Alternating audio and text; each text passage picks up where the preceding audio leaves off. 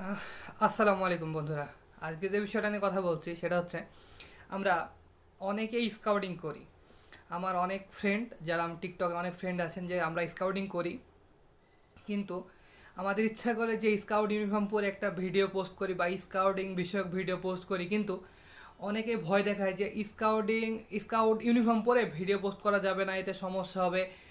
আহ, বিভিন্নজন বিভিন্ন ভয় দেখায়, সেই হিসাব করে আমরা স্কাউটিংয়ের বিভিন্ন পোস্ট করতে পারি না।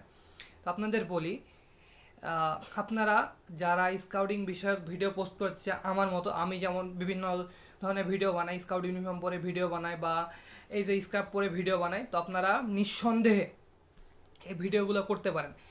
আহ, ওখানে বলা হয়েছে কিছুদিন আগে একটা নোটিশ, যে স্কাউট ইউনিফর্ম পরে কোনো ধরনের অশ্লীল কোনো ভিডিও বানানো যাবে না। তো আপনারা স্কাউটিংয়ের ভালো ভালো যে দিকগুলো, সে ভালো ভালো দিকের ভিডিওগুলো তৈরি করেন।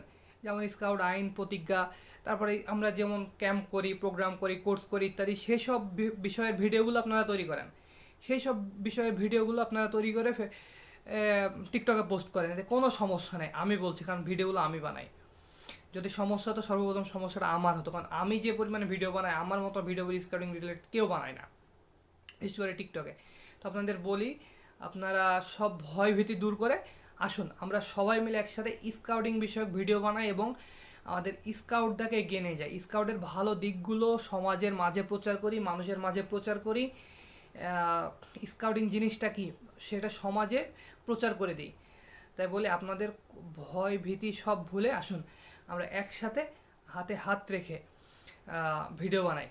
কি আপনারা আমার কথা শুনবেন তো? যদি আমার কথা শোনেন তাহলে অবশ্যই কমেন্ট করেন এবং সবাই একটা করে স্কাউট ইউনিফর্ম পরে একটা করে ভিডিও পোস্ট করেন এবং আমাকে মেনশন করুন। ধন্যবাদ।